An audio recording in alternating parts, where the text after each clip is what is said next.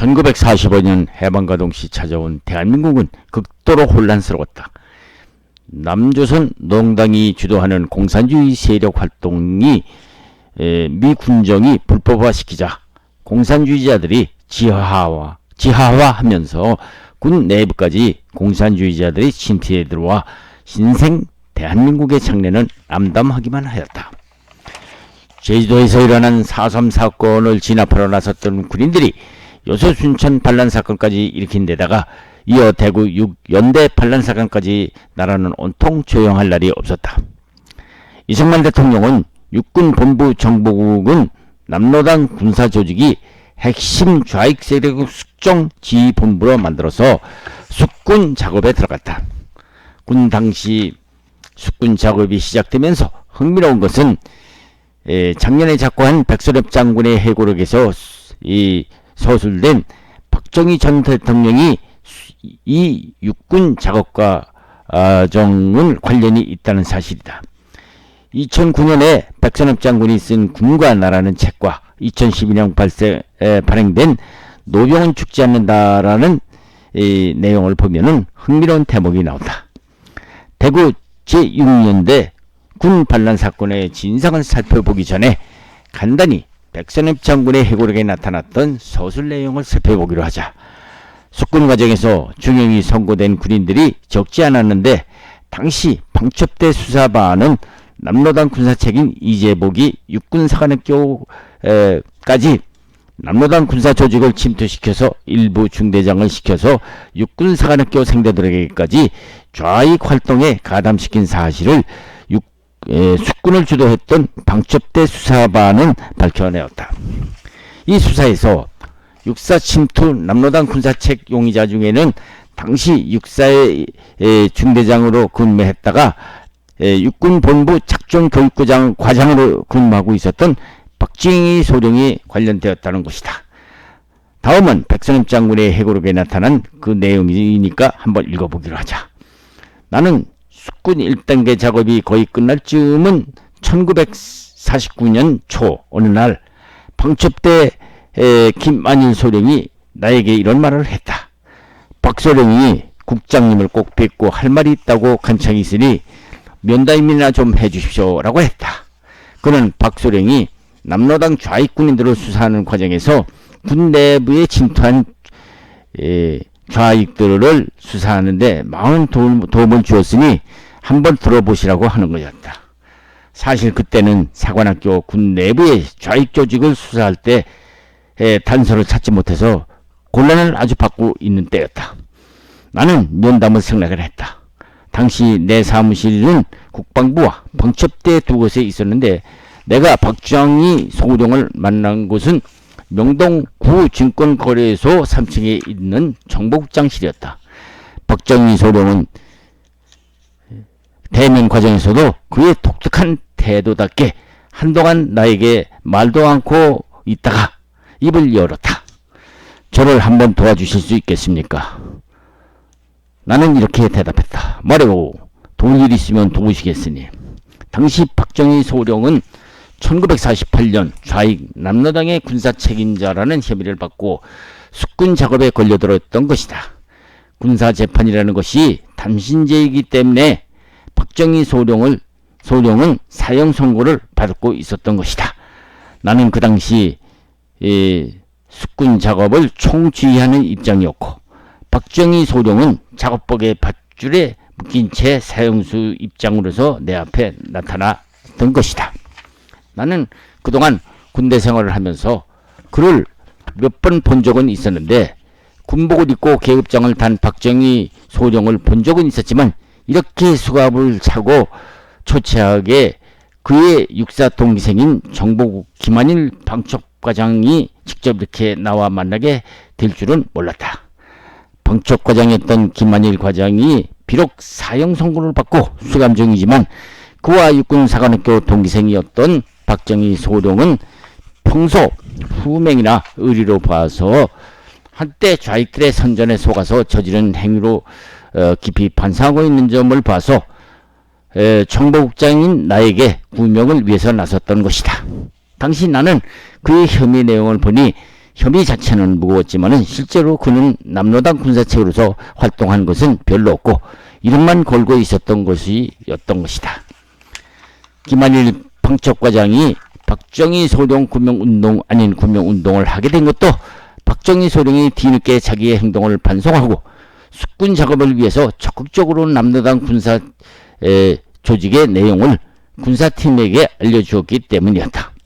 나는 그와 20분간의 박정희 소령과 대화를 나눈 결과 박정희 소령의 집안 내력 중 자기 형이 대구에서 좌익에 가담했던 사실만 갖고 그가 진정한 공산주의자가 일 것이 아니라는 것을 간파하고 육군 최고 지도부와 이승만 대통령에게 직접 찾아뵙고 그의 가명을 요청했다. 결국 그는 풀어나면서 목숨을 구했고 나는 그가 군복을 벗은 대신에 당장 먹고 살 것이 걱정이 될 것 같아서 내가 근무하는 정보국 안에 민간인 신분이지만은 군속으로 근무하게 했다. 이 내용은 고 박정희 대통령이 숙군 과정에서 살아남을 수 있었던 에피소드라고 보면 에피소드이겠지만은 앞에서도 선술했지만은 제수 4.3 사건이나 여수 순천 반란 사건, 대구 6연대 군 반란 사건을 보면은 군 내부의 남로당 세력들이 당시 얼마나 깊이 파고들어 있었던 것을 알 수 있다. 당시 숙군 작업이 아니었더라면 오늘날 같은 대한민국 강한 국군이 존재하지 않았을 것이다. 그러면은 제주도 4.3 사건과 여수 순천 반란 사건은 별도로 나중에 살펴보기로 하고 제6연대 반란 사건의 진상을 알아보기로 하자. 제주도 4.3 사건 및 여수 순천 반란 사건은 주모자인 김지혜가 주동이 되어 일어난 사건이었지만은 두 지역은 언제 그랬냐는 듯이 평화가 찾아왔다. 엉뚱하게도 대구에 주둔하고 있던 대구 주둔 제6연대가 문제가 되기 시작한 것이다. 대구 주둔 제6연대가 심상치 않은 것이었다. 제6연대는 창설 이래 좌익상행의 연대장이 여러 명이 나올 정도로 문제의 부대였던 것이다. 6연대는 물론 5연대까지 좌익사상에 물들어 특히 초대 연대장이었던 김영한 중대장 같은 사람은 좌익 하사관으로부터 하극상 구타를 당하고 그 자리를 물러났었고 사실상 6연대를 좌지우지하던 공산주의 사상을 가지고 있던 하사관들에 의해서 제4연대 연대장으로 부임했던 김은봉 중위조차 한 달을 버티지 못하고 예편되는 판국이었다. 특히 1948년 7월 6연대 제1대대가 여수순천 반란 사건 지원차 출동하면서 문제가 되었다. 350명이라는 병력이 여수순천 사건의 반란군 지휘선 쪽으로 북상하고 있다는 보고가 들어오자 함양 방면으로 출동하게 되었는데 제6연대는 중대요원만 남기고 출동하라는 병력이 반으로 줄어든 것이다. 그때 남조선 노동당 총책이었던 46세의 이재복이라는 자가 있었는데 이 이재복이가 제주도와 여수순천에서의 사건의 실패로 돌아가자 대구의 제6연대 반란에 큰 기대를 걸고 이 같은 연대 내 공백을 틈타서 제6연대 내에 공산당 세포 조직책이며 하사관으로 있었던 박정진 특무상사에게 반란 지령을 내린 것이다. 이 무렵 연대본부는 최경만 소령이 지휘하고 있었고 이재복은 박정진 특무상사에게 지시하기를 만일 박정진 특무상사가 연대본부에서 반란을 일으키게 되면은 이미 지리산 쪽으로 출동한 부대가 복귀하게 될 것이라고 예상을 했으며 이렇게 되면은 6연대 전체가 반란에 가담할 것으로 믿고 있었던 것이다. 이때 평소 박정진 상사와 같은 좌익 사상에 물들어 있었던 이정택 상사가 중대장에게 박정진 상사의 태도가 수상하다고 위장 밀고를 한다. 중대장은 조종필 소위에게 박정진을 체포하여 권동대로 연행하라고 지시한다. 조소위는 이정택 상사를 같이 지프차에 태우고 연대 본부 인사과에 근무하고 있던 박정진을 체포하러 나서게 된다. 결국 박정진은 체포되고 두 사람은 헌병대까지 연행되고 있었다. 이 무렵 박정진 상사의 수하들이 기관총과 각종 총기를 손질하고 있었는데 이곳을 마침 지나게 되었다. 마침 부대 보급관 이소희가 보급차를 확인하러 나왔다가 이 광경을 보고 왜 지시하지도 않은 병기들을 손질하고 있느냐고 묻고 있는 중이었다. 그들은 여서춘천 출동부대를 보내기 위해서 손질 중이라고만 대답했다. 이때 박종진 상사가 연행 중인 조소위와 이정택 상사에게 잠깐 모자를 쓰고 나올 터이니 좀 기다려 달라고 하면서 조소위는 그것을 인정하고 기다리고 있었던 것이다. 그런데 안으로 들어갔던 박종진 상사가 야전 잠바를 입고 모자를 쓰고 나오면서 주머니에서 권총을 빼어들고 등 뒤에서 조소위를 쏘아 죽이고 이때 있었다. 이때 위장 체포에 나섰던 이정택이 배란간 돌변해서 여서춘천 반란군들이 대구에 쳐들어왔다 하고 소리치면서 근무 사병들을 탄약과 앞에 집합시킨다. 이에 좌익 세포 군인들이 집합을 완료하였으며 다른 사병들도 영문을 모르고 탄약고 앞으로 집합하였는데 이들은 그 앞에 쓰러진 조소위와 이소위를 목격한다. 한편 부대 연대장실에 있었던 최경만 소령은 놀라서 부연대장실을 탈출, 헌병대장 김진애 대령을 찾아가 헌병을 동원해 줄 것을 간청한다. 김진애 대령은 헌병 40명을 동원해서 현장에 도착을 한다. 이때 배창수 등 반란군이 숨어 있다가 헌병들을 행해서 사격을 가하여 헌병 6명이 사살된다. 이를 보고 최경만 소령은 헌병들만으로는 안되겠다고 생각하고 인근 미군 부대를 찾아가서 미군 출동을 요청한다. 긴급 출동한 미군들이 부대에 도착했을 때는 이미 그들은 차량에 모두 탑승, 정문을 빠져나가 김천 방면으로 도주하고 있었던 것이다. 미군과 최소령은 영내에 진입해서 아무것도 모르고 무장하고 있던 사병들을 동원 반란군 진압에 나선다. 한편 박종진 이정택 반란군은 칠곡방면으로 향하면서 닥치는 대로 경찰서를 습격하고 파출소를 습격했다. 김천으로 향하였으나 최경만 소령에 지휘하는 추격부대가 이들을 계속 추격하고 이정택 일당은 다구 팔공산 깊숙이 잠입을 하고 만다. 결국 박종진과 이정택은 뒷날 태백산으로 도망갔다가 태백산 지구 토벌 작전에 의해서 모두 사살된 것이 확인되었고 결국은 이 사건으로 장교 및 경관들이 많이 희생되었던 사건이었다. 반란 사건이 일어나자 제3여단 참모장 이영순 중령은 제1차로 400명의 장교들을 구속조사 끝내고 112명의 좌익 세포들을 색출해서 군법회의에 회부하고 그 결과 6명을 총사령에 처하고 나머지는 유경을 선고한다.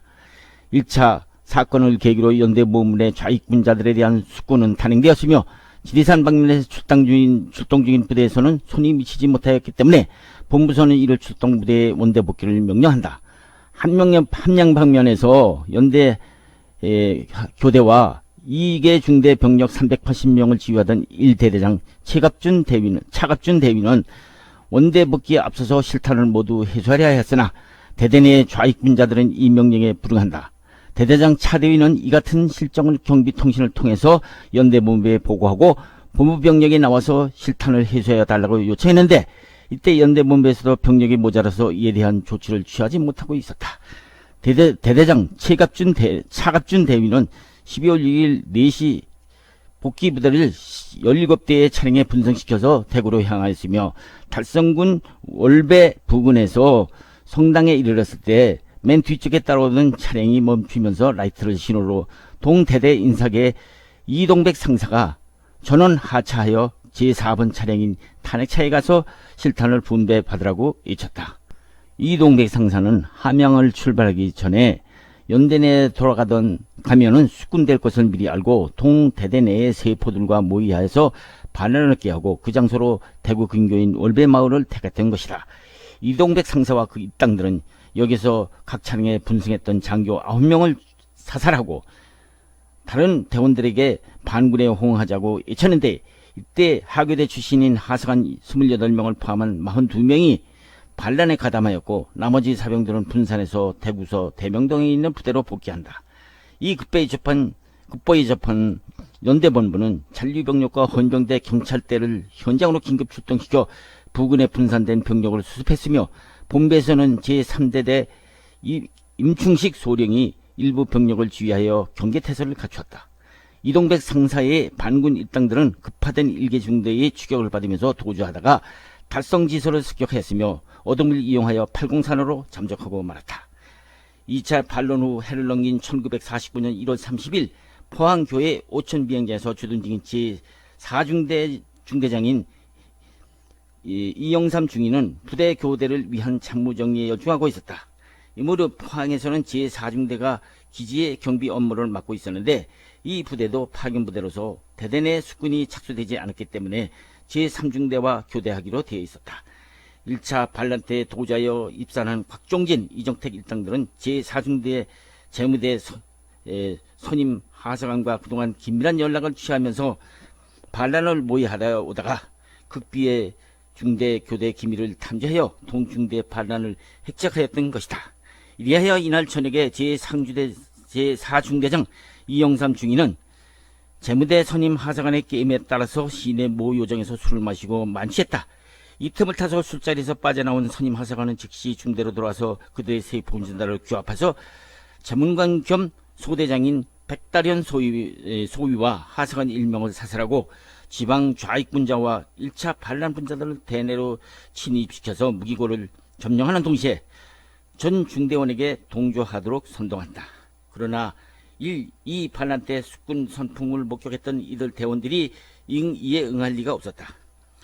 여순순천 반란과 같은 대음모를 꾸몄던 이들 좌익분자들은 결국 거사에 실패하고 세포 20명만이 중대를 빠져나와 포항서 쪽으로 도주하고 말한다.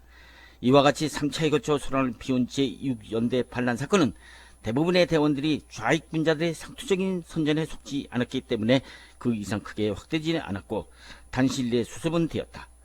일반적으로 6연대 반란 사건에 대하여는 4.3 제주 사건이나 여순 반란 사건은 잘 알려지고 있었으나 6연대 반란 사건은 1948년 말과 1949년 초에 벌어진 군